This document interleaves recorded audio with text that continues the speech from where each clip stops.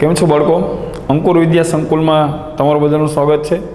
Last લેક્ચરમાં આપણે સંકર સંખ્યાનું a+b આયોટા સ્વરૂપ ભણતા હતા. ઓકે, સંકર સંખ્યા તમને એક કોમ્પ્લિકેટેડ સ્વરૂપમાં, એક એક્સપ્રેશનના સ્વરૂપમાં આપતા હતા. આપણે એને સાદું રૂપ આપીને છેલ્લે આપણે એને a+b આયોટા સ્વરૂપમાં ફેરવતા હતા. આજે હવે આપણે નેક્સ્ટ ટોપિક ઉપર આગળ વધશું.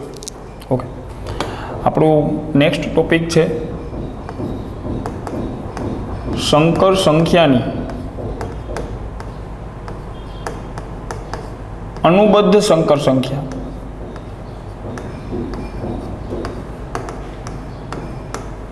સંકર સંખ્યાની અનુબદ્ધ સંકર સંખ્યા. અનુબદ્ધ સંકર સંખ્યાને કોન્જુગેટ કોમ્પ્લેક્સ નંબર બોલાય. Conjugate complex number. કોન્જુગેટ એટલે અનુબદ્ધ. સંકર સંખ્યાની અનુબદ્ધ સંકર સંખ્યા એટલે શું, તો એ હું તમને સમજાવું. બહુ એકદમ સિમ્પલ વાત છે.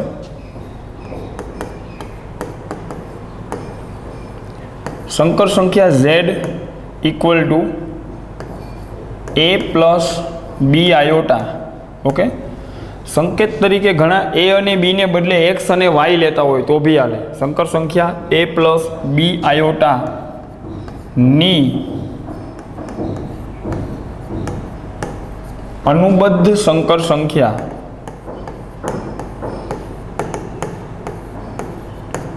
એને z બાર બોલાય. ઉપર જે આમ લીટી છે એને બોલાય બાર, BAR બાર. ઓકે, z બાર a+b આયોટાની અનુબદ્ધ સંકર સંખ્યા z બાર. z બારમાં કેવું હોય કે જે કાલ્પનિક ભાગ છે, કાલ્પનિક ભાગ b છે, તો તમને ખબર છે a અને b વાસ્તવિક સંખ્યા છે તો b તો ધનય હોય ઋણય હોય. ઓકે, તો અનુબદ્ધ લેતી વખતે તમારે કાલ્પનિક ભાગ b ની નિશાની બદલી નાખવાની. બસ, a+b આયોટાની અનુબદ્ધ z બાર એટલે a-b આયોટા. બસ, આને બોલાય અનુબદ્ધ સંકર સંખ્યા. દાખલા તરીકે હું એમ બોલું કે સંકર સંખ્યા z. ઓકે, હું એમ બોલું સંકર સંખ્યા z છે 2 + 7 આયોટા, તો એની અનુબદ્ધ સંકર સંખ્યા z બાર. તો તમારે કાલ્પનિક ભાગની નિશાની બદલવાની. ઘણા લોકો એવું યાદ રાખતા હોય વચ્ચેની નિશાની બદલવાની. વચ્ચેની એમ યાદ ન રાખતા. ઘણીવાર સંકર સંખ્યા આમ ઊંધી આપશે તો આન્સર ખોટો આવશે. વચ્ચેની નિશાની એમ ન બોલતા. હા, એ તો આપણે કરણી લેતા હોય ત્યારે વચ્ચેની નિશાની બદલતા હોય, અલગ વાત છે. આ કરણી નથી. અનુબદ્ધ સંકર સંખ્યામાં તો જે કાલ્પનિક ભાગ 7 છે +7 એની નિશાની બદલી જશે. એ હવે લખાશે 2 - 7 આયોટા. દાખલા તરીકે સંકર સંખ્યા z લખેલી છે 9 - 5 આયોટા, તો એની અનુબદ્ધ સંકર સંખ્યા z બાર લખાશે કાલ્પનિક ભાગ -5 છે એની નિશાની બદલી નાખો. કાલ્પનિક ભાગની નિશાની માઇનસ છે તો આમાં બની જશે પ્લસ બની જશે. બસ, ખતમ.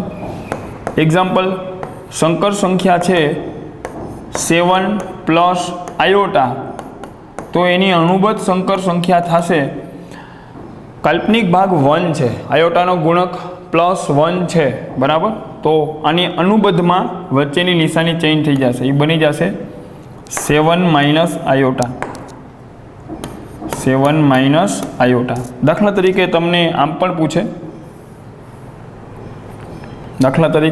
પૂછે, સંકર સંખ્યા z છે 3 આયોટા, તો આને તો પહેલાં વ્યવસ્થિત લખું. 3 આયોટાને તો આમ લખાય 0 + 3 આયોટા. તો ઝેડની અનુબદ્ધ એટલે z બાર. z બારને આમ બોલાય ઝેડની અનુબદ્ધ સંકર સંખ્યા z બાર. તો કાલ્પનિક ભાગ +3 છે એની નિશાની બદલી નાખો તો z બાર થશે 0 - 3 આયોટા. ઓકે, એકદમ સિમ્પલ છે. દાખલા તરીકે હું એમ બોલું સંકર સંખ્યા છે 8 છે, એને તો આમ લખાય 8 + 0 આયોટા. તો જે ઝેડનો બાર છે, ઝેડની અનુબદ્ધ, એ બનશે 8 + 0 આયોટા. એની અનુબદ્ધ કાલ્પનિક ભાગ 0ની નિશાની બદલાવો 8 - 0 આયોટા. તો તમને ખબર છે બાળકો 8 માઇનસ 0 આયોટાને તો સિમ્પલી 8 બોલાય. શું બોલાય એને? 8. Okay, clear? તો અનુબદ્ધ લેતી વખતે કાલ્પનિક ભાગની નિશાની બદલવાની. ઘણી વખત તમને છેતરવા માટે એ લોકો આમ બોલે, સંકર સંખ્યા z is equal to 3 iota minus 7. ઘણા સ્ટુડન્ટ ઉતાવળમાં આ વચ્ચેની નિશાની બદલી નાખે. વચ્ચેની નિશાની ન બદલવાની હોય. અહીંયા સંખ્યા ઊંધી છે, એ પાછળ છે, બી આયોટા આગળ છે, તો તમે તો કાલ્પનિક ભાગની નિશાની બદલો. તો આની અનુબદ્ધ તો આમ થશે, કાલ્પનિક ભાગ +3 છે એની નિશાની બદલી જશે, -3 આયોટા -7. પાછો બોલું છું, આયોટાના ગુણકમાં જે નંબર હોય એની નિશાની બદલે. અહીંયા સંખ્યા ઊંધી આપી છે. જનરલી આયોટાવાળો ભાગ પાછળ હોય, આમાં આગળ છે, તો આયોટાવાળા ભાગની નિશાની બદલવાની દેશી ભાષામાં. અનુબદ્ધ સંકર સંખ્યા લેતી વખતે આયોટાવાળા ભાગની નિશાની બદલી નાખવાની. રેડી? એક તો તમે એમ જો 2 + 7 આયોટા એની અનુબદ્ધ થાય 2 - 7 આયોટા. તો જે 2 - 7 આયોટા છે અને હું પાછી અનુબદ્ધ લઉં તો એ પાછી શું આવી જાય? 2 + 7 આયોટા. પહેલી વાર અનુબદ્ધ લઉં તો નિશાની બદલે. ઓકે, પ્લસમાંથી માઇનસ થાય, પછી હું પાછી અનુબદ્ધ લઉં તો પાછી નિશાની બદલે, તો પાછી ઓરિજિનલ હોય એની સંખ્યા આવી જાય. ક્વેશ્ચન તો તમને આમ પણ પૂછી શકે. એક્ઝામ્પલ આમ પણ બોલે, 9 + 6 આયોટા નો 12 એટલે અનુબદ્ધ. તો બસ કાંઈ નહીં, કાલ્પનિક ભાગ +6 છે એની નિશાની બદલી નાખો, 9 - 6 આયોટા. ક્વેશ્ચન તો આમ બી પૂછે, -3 - 7 આયોટા ની અનુબદ્ધ. તો બસ સેમ એ જ વાત આલે છે. અનુબદ્ધમાં કાલ્પનિક ભાગ આયોટાવાળા ભાગની નિશાની બદલી નાખો, તો -3 -7 ને બદલે થઈ જશે +7 iota. Okay, clear? In general હું આમ બોલું, u + v આયોટા ની અનુબદ્ધ, તો એ થશે u - v આયોટા. ઓકે, સારું બાળકો? તો તમે લોકો અનુબદ્ધ સંકર સંખ્યા કેમ લેવી બહુ પૂરતા એક્ઝામ્પલ સાથે મેં તમને અહીં સમજાવ્યું છે. તમે લોકો આને નોટ ડાઉન કરી શકો. ઓકે, હું સ્ક્રોલ કરું છું એટલે સુધી. સારું, નેક્સ્ટ પોઈન્ટ ઉપર આપણે જાય.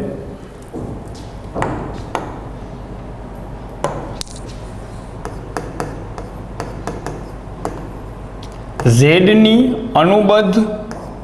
અનુબદ્ધ લ્યો તો પાછી ઝેડ આવી જાય. ઝેડની અનુબદ્ધ લેવાથી પાછો કોણ આવી જાય? ઝેડ. શું કામ?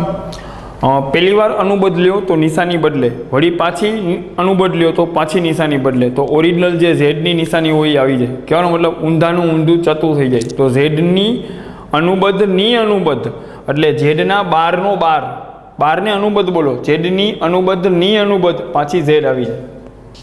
આ પેરમાં આપણે એમ ભણતા હતા, ગુણાકારમાં બે સંકર સંખ્યા હોય, Z1 × Z2 નો 12, તો ગુણાકારમાં 12 સ્પ્લિટ થઈ જાય, Z1 નો 12 × Z2 નો 12. ખ્યાલ આવી ગયો?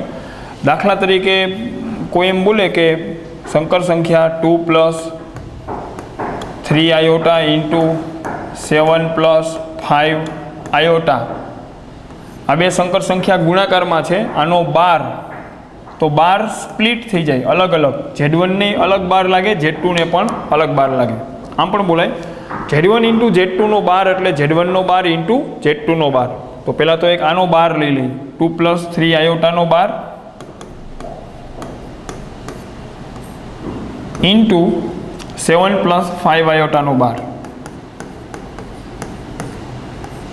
એને તો આમ લખાય 2 + 3 આયોટાનો 12 એટલે 2 - 3 આયોટા, 7 + 5 આયોટાનો 12 એટલે 7 - 5 આયોટા. બસ હવે કમ્પ્લીટ આ બેનો ગુણાકાર ને એ બધું તો તમને આવડે છે. ઓકે, એ આપણે ઓલરેડી પહેલાં ભણી ગયા છે. આ બેને ગુણીને વિસ્તરણ કરો એટલે એક સંકર સંખ્યા આવી જાય. તમે તો અત્યારે એમ સમજો, બે સંકર સંખ્યા ગુણાકારમાં હોય તો અલગ અલગ 12 લગાડી શકાય, Z1 નો 12 × Z2 નો 12. ઓકે, ત્રીજો પોઈન્ટ, બે સંકર સંખ્યા સરવાળામાં હોય અથવા બાદબાકીમાં હોય Z1 plus or minus Z2 નો બાર, તો પણ બાર અલગ અલગ સ્પ્લિટ લાગે. ઓકે, સ્પ્લિટ થઈ જશે. Z1 નો બાર પ્લસ હોય તો પ્લસ, માઇનસ હોય તો માઇનસ રાખવાનો, ને Z2 નો બાર. ત્રીજો પોઈન્ટ પછી આવે ફોર્થ પોઈન્ટ, બે સંકર સંખ્યા ભાગાકાર સ્વરૂપમાં હોય Z1 by Z2 no bar. Z1 by Z2 નો બાર તો ભાગાકારમાં પણ બાર સ્પ્લિટ થશે. આ તો આમ લખાશે Z1 નો બાર અપોન Z2 નો બાર. સારું બાળકો? તો એ સચ આ કોઈ ફોર્મ્યુલા તો ન કહી શકાય, આને કાંઈ એટલું બધું યાદ રાખવામાં કાંઈ છે નહીં.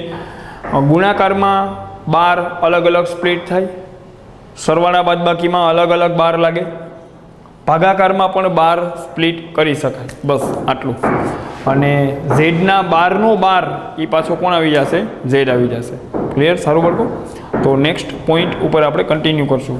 આ તો મેં વાત કરી અનુબદ્ધ સંકર સંખ્યા કેવી રીતે લેવાય. અનુબદ્ધ સંકર સંખ્યામાં સંકર સંખ્યાનો જે કાલ્પનિક ભાગ હોય એની નિશાની બદલવાની. એમ ક્યારે યાદ ન રાખતા કે વચ્ચેની નિશાની બદલવાની. વચ્ચેની નિશાની ઘણી વખત સંકર સંખ્યા ઊંધી આપી હોય. ઊંધી આપી હોય તો વચ્ચેની નિશાની બદલવાથી શું થશે? દાખલા તરીકે સંકર સંખ્યા તમને આમ આપી દીધી 7 આયોટા પ્લસ 2. હવે તમે જો આ વચ્ચેની નિશાની બદલી નાખશો તો એ તો વાસ્તવિક ભાગની નિશાની બદલી જશે. ખ્યાલ આવી ગયો? તો તમારે તો કાલ્પનિક ભાગની નિશાની બદલવાની. ક્લિયર? તો ધ્યાન રાખજો. બાર લેતી વખતે એકવાર હું પાછી તમને એની વાત કરી દઉં. 9 પ્લસ 2 આયોટા નો બાર, તો જે આયોટાવાળો ભાગ હોય કાલ્પનિક ભાગ એની નિશાની બદલવાની. આયોટાવાળો ભાગ છે +2, એની નિશાની બદલશે 9 માઇનસ 2 આયોટા. બસ આ તો મેં ઓલરેડી તમને સમજાવી દીધેલું છે. સારું?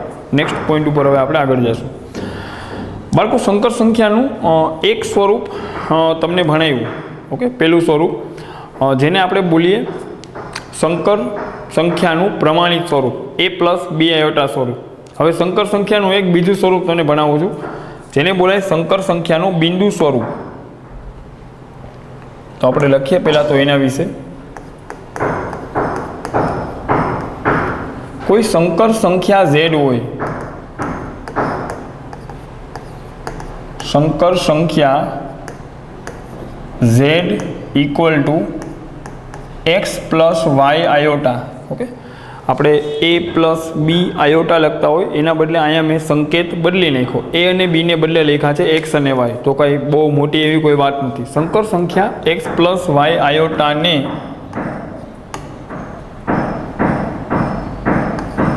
આર્ગંડ સમતલમાં, ઓકે, પહેલાં તો હું લખું યામ સમતલ.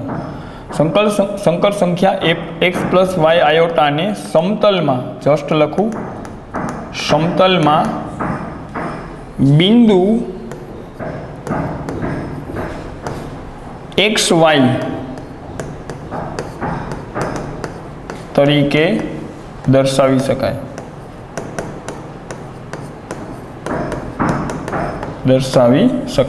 ઓકે, મેં અહીંયા એમ કીધું કે કોઈ સંકર સંખ્યા હોય. હવે આપણે આગળ જઈને એમ બોલીએ છીએ કે તમે કોઈ સંકર સંખ્યા X પ્લસ વાય આયોટાને સમતલમાં એક બિંદુ તરીકે તમે એનું નિરૂપણ કરી શકો. મતલબ તમે સંકર સંખ્યાને એક બિંદુની જેમ ટ્રીટ કરી શકો. તમે એની આરે એક બિંદુ જેવો વ્યવહાર કરી શકો. કેવી રીતે? તો કે જે એનો વાસ્તવિક ભાગ છે એ એક્સયામ બનશે. વાસ્તવિક ભાગ છે એ એક્સયામ બનશે અને કાલ્પનિક ભાગ છે એ એનો વાયયામ બનશે. ઓકે, સારું? તો અહીં બતાવું.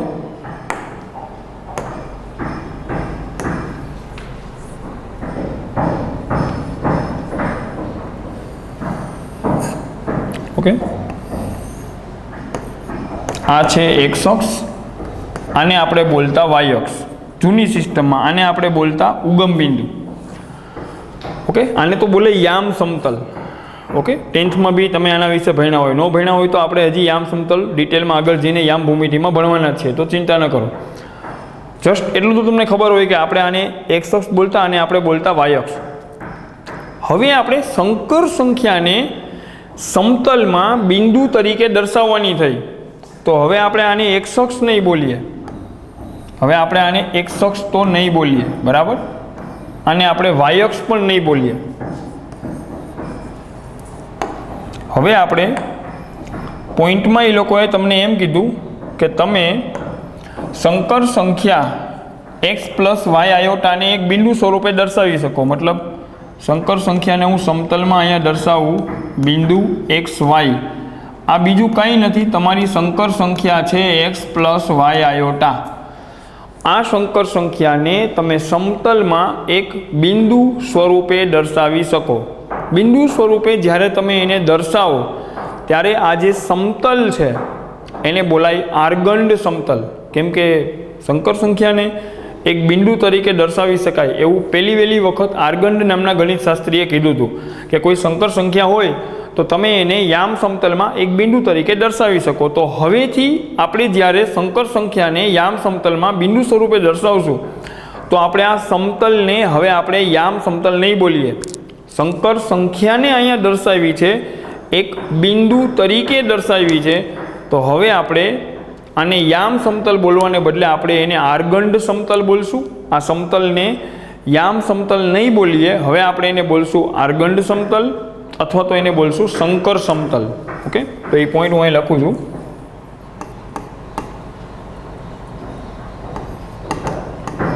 સંકર સંખ્યાને જ્યારે બિંદુ તરીકે સમતલમાં દર્શાવવામાં આવે, સમતલમાં દર્શાવવામાં આવે ત્યારે સમતલને આર્ગંડ સમતલ,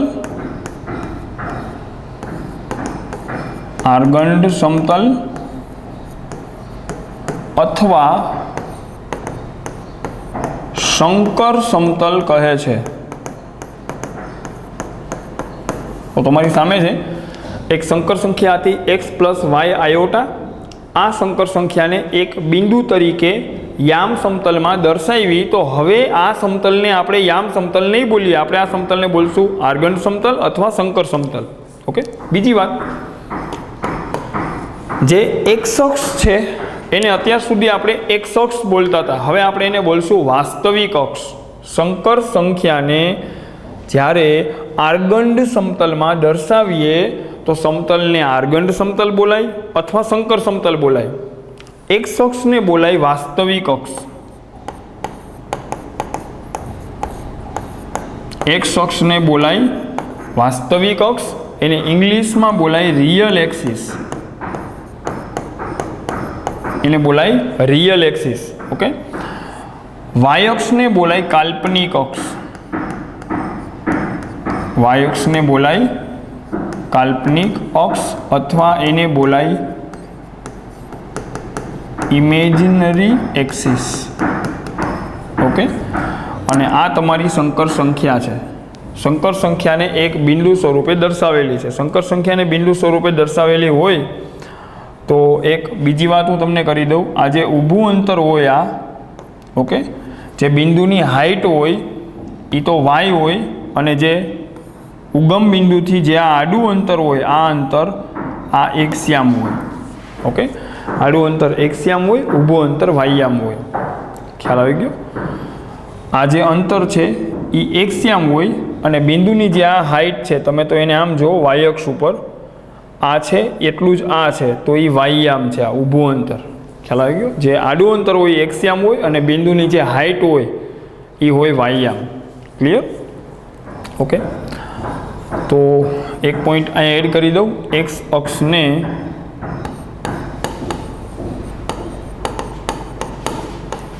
અક્ષને વાસ્તવિક અક્ષ કહે છે અને વાય અક્ષને કાલ્પનિક અક્ષ કહે છે. વાય અક્ષને શું બોલાય? કાલ્પનિક અક્ષ બોલાય. ક્લિયર? તો આ થિયરીમાં મેં તમને શું ભણાવ્યું? તો કે કોઈ સંકર સંખ્યા તમે લેશો x પ્લસ વાય આયોટા, એને એક બિંદુ સ્વરૂપે દર્શાવી શકાય. જે એનો વાસ્તવિક ભાગ છે એ એક્સયામનું કામ કરશે, કાલ્પનિક ભાગ છે એ વાયયામનું કામ કરશે. સંકર સંખ્યાને એક બિંદુ તરીકે તમે સમતલમાં દર્શાવી તો હવે આ સમતલને યામ સમતલ નહીં બોલીએ, કેમ કે આપણે સંકર સંખ્યાને આમાં દર્શાવી છે. તો હવે આ સમતલને આપણે જ્યારે આપણે સંકર સંખ્યાને યામ સમતલમાં બિંદુ તરીકે દર્શાવશું ત્યારે આપણે આ સમતલને બોલશું સંકર સમતલ અથવા તો આર્ગંડ સમતલ. એક્સ અક્ષને બોલશું વાસ્તવિક અક્ષ, વાય અક્ષને બોલશું કાલ્પનિક અક્ષ, આડું અંતર એક્સયામ, ઊભું અંતર વાયયામ. ઓકે, તો તમે લોકો આને નોટ ડાઉન કરી શકો. નેક્સ્ટ પોઈન્ટ ઉપર હવે હું આગળ જઈશ. ઓકે, સારું. એક્ઝામ્પલ તરીકે કોઈ એમ બોલે સંકર સંખ્યા z is equal two 7 plus 3 આયોટા, 7 plus 3 આયોટા. તો તમે એમ બોલી શકો કે આ એક બિંદુ છે જેનો એક્સયામ 7 છે, વાયયામ 3 છે. ઓકે, વાસ્તવિક ભાગ એક્સયામનું કામ કરે, કાલ્પનિક ભાગ વાયયામનું કામ કરે. તમે તો આને દર્શાવી બી શકો અક્ષ ઉપર. આ એક્સ અક્ષ છે, એક્સયામ 7 છે, વાયયામ 3 છે, મતલબ 7 એકમ આમ જવાનું, એક્સયામ 7 બોલો, એક્સયામ 7 બોલો તો 7 એકમ આમ જઈશ, આ બાજુ આમ 7 એકમ, અને વાયયામ 3 છે મતલબ વાયયામ ઉપર 1 1 2 3, મતલબ ઉપર હાઈટ છે બિંદુની 3, હાઈટ 3 છે, અને અહીંયા બિંદુ બન્યું 7 3. આ બીજું કોઈ નથી, તમારી સંકર સંખ્યા z છે, એને એક બિંદુ સ્વરૂપે મેં અહીંયા દર્શાવેલી છે. ક્લિયર? એક્સયામ અહીંયા 0 હોય ઉગમ બિંદુ, એક્સયામ 7, વાયયામ 3, અને અહીંયા એક બિંદુ બન્યું 7 3. ઓકે, એ બિંદુ નથી, જસ્ટ બિંદુ તરીકે એક સંકર સંખ્યાને મેં દર્શાવેલી છે. ક્લિયર? સારું. નેક્સ્ટ એક્ઝામ્પલ, સંકર સંખ્યા -2 -7 આયોટા. તો વાસ્તવિક ભાગ છે એ એક્સયામનું કામ કરશે, -2. કાલ્પનિક ભાગ -7 એ વાયયામનું કામ કરશે. એક્ઝામ્પલ હું એમ બોલું સંકર સંખ્યા z છે 3 આયોટા, તો તમે તો આને આમ બોલો. આનો વાસ્તવિક ભાગ 0 છે, 0 પ્લસ 3 આયોટા, તો આ તો બની ગઈ 0 3 ટાઈપની સંખ્યા. એક્ઝામ્પલ હું એમ બોલું સંકર સંખ્યા છે -7, તો તમે તો એમ બોલો -7 ને તો આમ લખાય -7 પ્લસ 0 આયોટા. વાસ્તવિક ભાગ એટલે એક્સયામ, કાલ્પનિક ભાગ એટલે વાયયામ. તો દરેક સંકર સંખ્યાને તમે એક બિંદુ સ્વરૂપે દર્શાવી શકો. ફોર એક્ઝામ્પલ, ઇન જનરલ કોઈ એમ બોલે એક સંકર સંખ્યા છે m પ્લસ n આયોટા, તો તમારે બોલાય એનો એક્સયામ m હશે, વાયયામ n હશે. Clear? For example, z is equal to -2 minus iota, તો તમારે બોલાય એક્સયામ -2 હશે, વાયયામ -1 હશે. આઈ થિંક આટલું ઇનફ છે. બરાબર? તો સંકર સંખ્યાને આર્ગન સમતલમાં એક બિંદુ સ્વરૂપે દર્શાવી શકાય. તો આ સંકર સંખ્યાનું એક નવું સ્વરૂપ મળ્યું. પહેલું એક સ્વરૂપ તમે ભણ્યા હતા એ હતું પ્રમાણિક સ્વરૂપ, a પ્લસ b આયોટા સ્વરૂપ. બીજું સ્વરૂપ હવે તમે જે અહીંયા ભણ્યા આ છે બિંદુ સ્વરૂપ. ઓકે, આ છે a પ્લસ b આયોટા સ્વરૂપ અને આ છે બિંદુ સ્વરૂપ. સંકર સંખ્યા એકની એક છે. અહીંયા તો આ સંકર સંખ્યા એના સ્ટાન્ડર્ડ સ્વરૂપ પ્રમાણિત સ્વરૂપમાં લખેલી છે, અને અહીંયા એ જ સંકર સંખ્યા એક બિંદુ સ્વરૂપે લખેલી છે. ક્લિયર? ઓકે, સારું. તો તમે લોકો વિડીયો પોઝ કરીને પોઝ કરીને આને નોટ ડાઉન કરી શકો. સારું બાળકો, નેક્સ્ટ પોઈન્ટ ઉપર હવે આપણે આગળ જઈશું. ઓકે, હવે આપણો નેક્સ્ટ પોઈન્ટ છે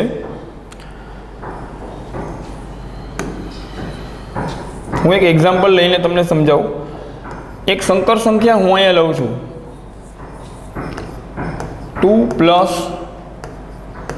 3 આયોટાનો વર્ગ, અને ક્વેશ્ચન એમ પૂછું કે આ સંકર સંખ્યા z એ કયા ચરણમાં આવેલ છે?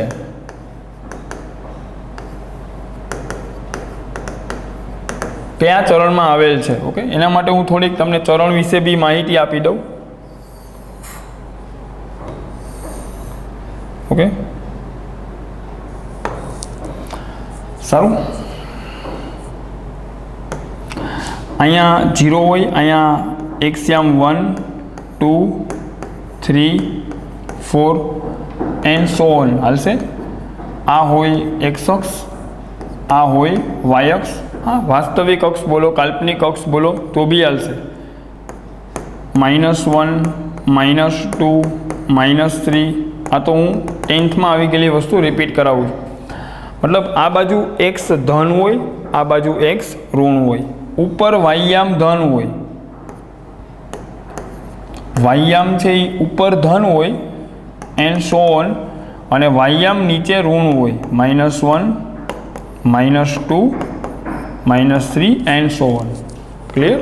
તો બાળકો કોઈ બિંદુ પ્રથમ ચરણમાં આવેલું હોય તો તમે તો એમ જો પહેલા ચરણમાં આવેલું કોઈ પણ બિંદુ હોય તો એનો એક્સિયામ પહેલા ચરણમાં એક્સિયામય ધન હોય, વાયયામય ધન હોય. તો એક્સિયામય ધન એટલે 0 કરતાં મોટો હોય. 0 થી મોટી સંખ્યા મતલબ ધન સંખ્યા. એક્સિયામય ધન હોય અને વાયયામ પણ ધન હોય પ્રથમ ચરણમાં. બીજા ચરણમાં આવો તો એક્સિયામ ઋણ હોય, વાયયામ ઉપર ધન હોય. આ બીજા ચરણમાં આ એક્સ અક્ષનો આ ભાગ કામ કરે. હવે આ ચરણમાં આવો તો આ ભાગ કામ કરે. એક્સિયામ ઋણ અને વાયયામ ધન. ક્લિયર? બીજા ચરણમાં એક્સિયામ ઋણ હોય, વાયયામ ધન હોય. ત્રીજા ચરણમાં એક્સિયામય ઋણ હોય, વાયયામય ઋણ હોય. એક્સિયામય ઋણ હોય, વાયયામ પણ ઋણ હોય. ચોથા ચરણમાં એક્સિયામ ધન હોય અને વાયયામ ઋણ હોય. ઓકે, આ જ વાતને ઘણા સ્ટુડન્ટ્સ આમ બી લખતા હોય કે પહેલા ચરણમાં એક્સિયામય ધન, વાયયામય ધન. બીજા ચરણમાં એક્સિયામ ઋણ, વાયયામ ધન. એક્સિયામ ઋણ હોય, વાયયામ ધન હોય. ત્રીજા ચરણમાં એક્સિયામય ઋણ, વાયયામય ઋણ. તમે જો પહેલા ચરણમાં બંને ધન અને એની સામે ત્રીજા ચરણમાં બંને ઋણ. રેડી? આમ યાદ રખાય. બીજા ચરણમાં આવો તો એક્સિયામ ઋણ આ ભાગ કામ કરે. આ તો કામ ન કરે ને. બીજા ચરણમાં એક્સિયામ ઋણ, વાયયામ ધન. ત્રીજા ચરણમાં એક્સિયામ ધન, વાયયામ ઋણ. એક્સિયામ ધન, વાયયામ ઋણ. Okay, clear? એક્સ અક્ષની ઉપર આવેલા બંને ચરણમાં વાયયામ ધન હોય. જો અહીંયા વાયયામ ધન છે, અહીંયા વાયયામ ધન છે, કેમ કે આ ભાગ કામ કરે ઉપર. તો આ એક્સ અક્ષ છે, એક્સ અક્ષની ઉપર આવેલા બંને ચરણમાં વાયયામ ધન હોય. એ અહીંથી ખબર પડી જાય. એક્સ અક્ષની ઉપર અહીંયા વાયયામ ધન હોય, આ પટ્ટામાં ઉપર. ક્લિયર? ઉપર વાયયામ ધન હોય, નીચે વાયયામ ઋણ હોય. જો અહીંયા ઋણ છે, અહીંયા પણ ઋણ છે. આ બહુ કામમાં આવશે. પાછો બોલું, એક્સ અક્ષની ઉપરના અર્ધતલમાં આખા પટ્ટામાં વાયયામ ધન હોય અને એક્સ અક્ષની નીચે વાયયામ ઋણ હોય. ક્લિયર? સારું બાળકો, ક્વેશ્ચન આપણું શું હતું કે આ સંકર સંખ્યા કયા ચરણમાં આવેલ છે? સારું, ઓકે. સોલ્યુશન. પહેલાં તો આ સંકર સંખ્યાને હું બિંદુ સ્વરૂપે લખીશ. એના માટે હું પહેલાં તો આને સાદું રૂપ આપીશ. 2 + 3 આયોટાનો હોલ સ્ક્વેર. પેલું કામ તો હું આનું વિસ્તરણ કરીશ. a + b નો વર્ગ એટલે a નો વર્ગ વત્તા 2ab 2 2 4 4 તેરી 12 આયોટા વત્તા b નો વર્ગ તો 9 આયોટા સ્ક્વેર. તો આ થશે 4 + 12 આયોટા. આયોટા સ્ક્વેર એટલે -1. 9 × -1 એટલે -9. 4 - 9 એટલે -5 + 12 આયોટા. આને તો આમ લખાય a + b આયોટા સ્વરૂપ આવી ગયું. વાસ્તવિક ભાગ એટલે એક્સિયામ, કાલ્પનિક ભાગ એટલે વાયયામ. -5 12. વાસ્તવિક ભાગ એટલે એક્સિયામ, કાલ્પનિક ભાગ એટલે વાયયામ. હવે તમને જોઈને ખબર પડી જાય. સારું, થોડું ક્લિયર બતાવું. ઓકે, એક્સિયામ ઋણ છે, વાયયામ ધન છે. એક્સિયામ -5, વાયયામ 12. એક્સિયામ ઋણ હોય ને વાયયામ ધન હોય. એક્સિયામ ઋણ હોય એટલે આ ભાગ કામ કરે અને વાયયામ ધન હોય એટલે આ ભાગ કામ કરે. તો સંકર સંખ્યા ક્યાં આવેલી હોય? બીજા ચરણમાં. તો આ જે સંકર સંખ્યા છે એનો ચરણ નક્કી કરવા માટે પહેલાં તો એ સંકર સંખ્યાને વિસ્તરણ કરીને x + y આયોટા સ્વરૂપમાં લખી વાસ્તવિક ભાગ એટલે એક્સ યામ, કાલ્પનિક ભાગ એટલે વાય યામ. બેના યામ જોઈને મને ખબર પડી ગઈ, એક્સ યામ ઋણ છે, વાય યામ ધન છે. તો આ બિંદુ એટલે કોણ? સંકર સંખ્યા બીજા ચરણમાં આવેલી છે. અહીંયા આપણે સંકર સંખ્યાને એક બિંદુ તરીકે સમતલમાં દર્શાવેલી છે. સારું બાળકો, તો તેથી ઝેડ દ્વિતીય ચરણમાં આવેલ છે. ઝેડ દ્વિતીય ચરણમાં આવેલ છે. સારું બાળકો, નેક્સ્ટ ક્વેશ્ચન ઉપર આપણે આગળ જઈશું. Okay, z is equal to 1 plus આયોટાના છેદમાં 2 પ્લસ 3 આયોટા આ સંકર સંખ્યા કયા ચરણમાં આવેલ છે? કયા ચરણમાં આવેલ છે? આ તમારો ક્વેશ્ચન છે. તો સિમ્પલ કામ હું શું કરીશ? પહેલું કામ, આ સંકર સંખ્યાને સાદું રૂપ આપીશ, એક બિંદુ સ્વરૂપે લખીશ અને ત્યાં જઈને હું કહીશ કે આ સંકર સંખ્યા કયા ચરણમાં છે. સારું, તો બસ આ એક લાસ્ટ વસ્તુ છે. ઝેડ ઇઝ ઇક્વલ ટુ આની કરણી, અને સાદું રૂપ આપવા માટે છેદની કરણી લઈશ. 2 પ્લસ 3 આયોટાની કરણી શું આવે? 2 માઇનસ 3 આયોટા. 2 માઇનસ 3 આયોટા. પહેલાં ઉપર વિસ્તરણ કરી નાખો, આને બેને ગુણી નાખો. 1 ગુણ્યા 2 એટલે 2, 1 ગુણ્યા માઇનસ 3 આયોટા એટલે માઇનસ 3 આયોટા. આયોટાને 2 સાથે ગુણો તો 2 આયોટા. આયોટાને 3 આયોટા સાથે ગુણો તો 3 આયોટા ઇન્ટુ આયોટા એટલે આયોટા સ્ક્વેર. નીચે શું આવશે? નીચે આવશે a પ્લસ બી ગુણ્યા a માઇનસ બી એટલે a નો વર્ગ માઇનસ b નો વર્ગ. તો પહેલાં તો આવે 2 નો વર્ગ એટલે 4 માઇનસ 3 આયોટાનો હોલ સ્ક્વેર, 3 આયોટાનો આખાનો વર્ગ એ શું થશે? 9 આયોટા સ્ક્વેર. અને તો આમ લખાય 2 માઇનસ 3 આયોટા પ્લસ 2 આયોટા. આયોટા સ્ક્વેર એટલે -1, આયોટા સ્ક્વેર એટલે -1, -1 અહીંયા ગુણાય તો આ બની જાય +3 છેદમાં 4. આયોટા સ્ક્વેર એટલે -1, માઇનસને આમાં ગુણી નાખો તો આ +9 બરાબર. 2 વત્તા 3 એટલે 5, -3 આયોટા પ્લસ 2 આયોટા એટલે માઇનસ આયોટા છેદમાં 9 ને 4 13. તો આ થશે 5/13 માઇનસ 1/13 આયોટા. અને તો આમ લખાય એક્સ યામ છે 5/13 અને વાય યામ છે -1/13. રેડી? તો જોઈને ખબર પડી જાય એક્સ યામ ધન, વાય યામ ઋણ આ બિંદુ કયા ચરણમાં હોય. ઓકે, એક્સ યામ ધન, વાય યામ ઋણ, તો આ બિંદુ તો આ ચરણમાં આવશે 5/13 -1/13. ચતુર્થ ચરણમાં આવેલ છે. એક્સ યામ ચતુર્થ ચરણમાં એક્સ યામ ધન હોય અને વાય યામ નીચે ઋણ હોય, તો આ ચતુર્થ ચરણ બનશે. ચતુર્થ ચરણમાં આ સંકર સંખ્યા આવેલ છે. તો લાસ્ટમાં હું લખી નાખું, સંકર સંખ્યા ઝેડ એ ચોથા ચરણમાં, અથવા તો આમ લખાય ચતુર્થ ચરણમાં આવેલ છે. સારું બાળકો? ઓકે, તો તમે લોકો વિડીયો પોઝ કરીને આને નોટ ડાઉન કરી શકો. સારું, નેક્સ્ટ પોઈન્ટ ઉપર આપણે જઈશું. એક લાસ્ટ વાત હું તમને સમજાવું. માની લો બાળકો, આમ લખું સંકર સંખ્યા 2 પ્લસ 3 આયોટા.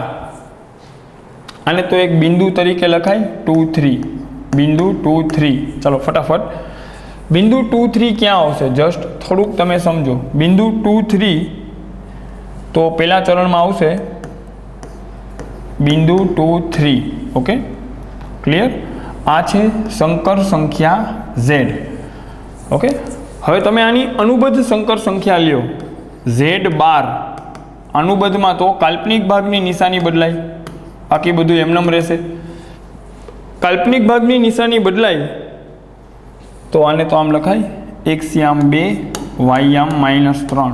તો હવે ક્રૂડલી તમે એમ બોલી દો કે સંકર સંખ્યાની અનુબદ્ધ સંકર સંખ્યા લઈએ તો એના વાય યામની નિશાની બદલાઈ જાય. મતલબ બિંદુ 2 3 અહીંયા છે તો બિંદુ 2 - 3 એક્ઝેક્ટ આની નીચે આવશે. બિંદુ 2 - 3 એટલે કે ઝેડની અનુબદ્ધ સંકર સંખ્યા ઝેડ બાર. ક્લિયર? આ વાસ્તવિક અક્ષ છે. આ કોણ છે? વાસ્તવિક અક્ષ. Okay, ready? હવે તમે એમ જો, આ તો અહીંયા લંબ છે, બરાબર? તો ઝેડ બાર છે એ બીજું કાંઈ નથી, ઝેડનું પ્રતિબિંબ છે, વાસ્તવિક અક્ષને સાપેક્ષ મળતું પ્રતિબિંબ. ઓકે, તમે લોકો નદી કે સ્વિમિંગ પુલમાં આમ ઊભા હોય તો તમારું જે પ્રતિબિંબ છે, તમારો જે ચહેરો છે એ આમ ઊંધું દેખાય નીચે. તો ઝેડ છે, આ નદી છે, સ્વિમિંગ પુલ છે, ઝેડ આમાં જોવે, ઝેડ આમાં જોવે તો એનું પ્રતિબિંબ એને અહીંયા દેખાય ઝેડ બાર. તો ઝેડ બાર છે એ શું છે? તો કે વાસ્તવિક અક્ષને સાપેક્ષ મળતું ઝેડનું પ્રતિબિંબ ઝેડ બાર છે. આમ પણ બોલાય, ઝેડનું પ્રતિબિંબ ઝેડ બાર છે અને ઝેડ બારનું પ્રતિબિંબ ઝેડ છે. ખ્યાલ આવી ગયો? ક્લિયર? અને સંકર સંખ્યાની જ્યારે અનુબદ્ધ લેશો તો એના વાયયામની નિશાની બદલાશે. વાયયામ ઉપર ધન હોય, નીચે ઋણ હોય. ઉપર વાયયામ 3 હતો, નીચે વાયયામ -3 છે. એક્સયામ તો એમનેમ રહેશે, 2 નો 2. તો બિંદુ ઉપર નીચે ફ્લિપ થઈ જશે. આમ હશે તો આમ ફ્લિપ થશે, આમ હશે તો આમ ફ્લિપ થશે. તો શું થશે? સંકર સંખ્યા એક અક્ષની ઉપર હશે તો એની અનુબદ્ધ સંકર સંખ્યા એક્ઝેક્ટલી એની નીચે આવશે. સંકર સંખ્યા પહેલા ચરણમાં હશે તો એની અનુબદ્ધ ચોથા ચરણમાં આવશે. સંકર સંખ્યા ચોથા ચરણમાં હશે તો એની અનુબદ્ધ પહેલામાં આવશે. હા બાળકો, 2 3 ની અનુબદ્ધ 2 - 3 અથવા એમ બોલો 2 - 3 ની અનુબદ્ધ 2 3. આ બંને એકબીજાની અનુબદ્ધ સંકર સંખ્યા છે અને અનુબદ્ધ સંકર સંખ્યા જ્યારે લેશો તો એના વાયયામની નિશાની બદલાશે. કાલ્પનિક ભાગની નિશાની બદલાશે એટલે વાયયામની નિશાની બદલાશે તો સંકર સંખ્યા ઉપર નીચે જમ્પ મારશે. ક્લિયર? તો આ વાતને એક નોંધ સ્વરૂપે હું અહીંયા મૂકી દઉં છું. સારું? જો સંકર સંખ્યા પહેલા ચરણમાં હશે તો એની અનુબદ્ધ સંકર સંખ્યા ચોથા ચરણમાં જશે. સંકર સંખ્યા જો બીજા ચરણમાં હશે તો એની અનુબદ્ધ સંકર સંખ્યા નીચે જશે. વાયયામની નિશાની બદલાશે તો આ ચરણમાં જશે. ક્લિયર બાળકો? સંકર સંખ્યા અહીંયા હોય તો અનુબદ્ધ અહીંયા, સંકર સંખ્યા અહીંયા હોય તો અનુબદ્ધ અહીંયા. સંકર સંખ્યા અહીંયા હોય આ ચરણમાં, બીજા ચરણમાં તો એની અનુબદ્ધ સંકર સંખ્યા ત્રીજા ચરણમાં હોય. સંકર સંખ્યા ત્રીજા ચરણમાં હોય તો એની અનુબદ્ધ સંકર સંખ્યા બીજા ચરણમાં હોય. ક્લિયર? સારું, તો તમારી સામે છે, તમે લોકો જોઈ શકો છો. ઓકે, આગળ હાલીએ. નેક્સ્ટ પોઈન્ટ આ પણ હું અહીંયા લખી દઉં. અહીંયા છે ઝેડ, તો એની અનુબદ્ધ એક્ઝેક્ટલી અહીંયા નીચે મળશે ઝેડ બાર અને આ છે વાસ્તવિક અક્ષ. ઓકે, અને એના વિશે હું એક વાત લખીશ કે ઝેડ બારને વાસ્તવિક અક્ષ ને સાપેક્ષ મળતું ઝેડનું પ્રતિબિંબ કહે છે. ઝેડનું પ્રતિબિંબ કહે છે. ઝેડ બારને વાસ્તવિક અક્ષને સાપેક્ષ મળતું ઝેડનું પ્રતિબિંબ કહે છે. સારું? ઓકે, એકાદ એક્ઝામ્પલ હજી હું આપી દઉં. ઝેડ બરાબર -3 - 5 આયોટા. -3 - 5 આયોટા. તો આને તો આમ લખાય, વાસ્તવિક ભાગ એટલે -3, કાલ્પનિક ભાગ એટલે -5. અને હું એક બિંદુ સ્વરૂપે બાળકો દર્શાવવા જાઉં આ સંકર સંખ્યાને, તો બિંદુ -3 - 5, એક્સયામય ઋણ વાયયામય ઋણ, એક્સયામ -3 અને વાયયામ -5, તો આટલે આવશે બિંદુ -3 - 5. આ છે તમારી સંકર સંખ્યા ઝેડ. ત્રીજા ચરણમાં છે ઝેડ, ત્રીજા ચરણમાં છે. તો ભગવાન આની અનુબદ્ધ સંકર સંખ્યા ઝેડ બાર, આની અનુબદ્ધ સંકર સંખ્યા ઝેડ બારમાં કાલ્પનિક ભાગની નિશાની એટલે કે વાયયામની નિશાની બદલાશે. અનુબદ્ધ લેવાથી કાલ્પનિક ભાગની નિશાની બદલાય એટલે ઓટોમેટિક એના વાયયામની નિશાની બદલાણી એમ કહેવાય. વાયયામની નિશાની હવે +5 થઈ ગઈ. એક્સ યામ તો -3, વાય યામ +5. -5 હતો એટલે 5 ડગલા નીચે આવ્યું બિંદુ. હવે વાય યામ +5 છે તો ઉપર આવશે 5 એકમ. 1 2 3 4 5 તો આટલેક આવશે બિંદુ. એક્સ યામ -3, વાય યામ 5. તો હવે અહીંયા આવશે Z બાર -3 5. તો હવે તમે જો Z બાર છે એ ઝેડનું પ્રતિબિંબ છે.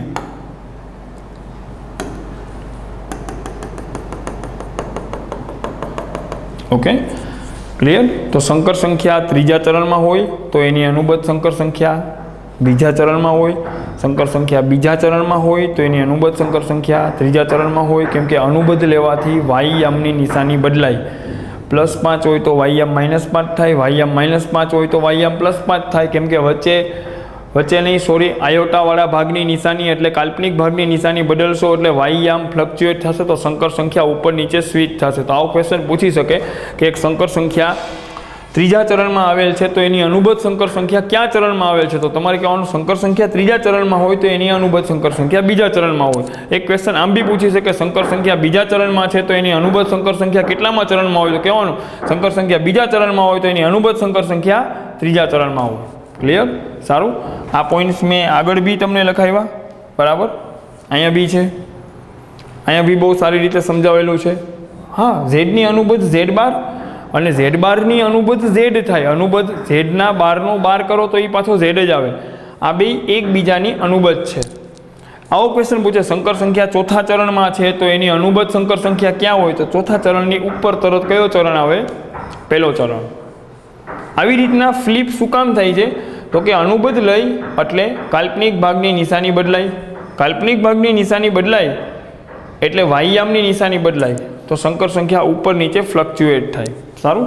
તો આજના લેક્ચરમાં આપણે અહીંયા સુધી રાખશું. અહીંયા આપણે સ્ટોપ કરશું. ઓકે.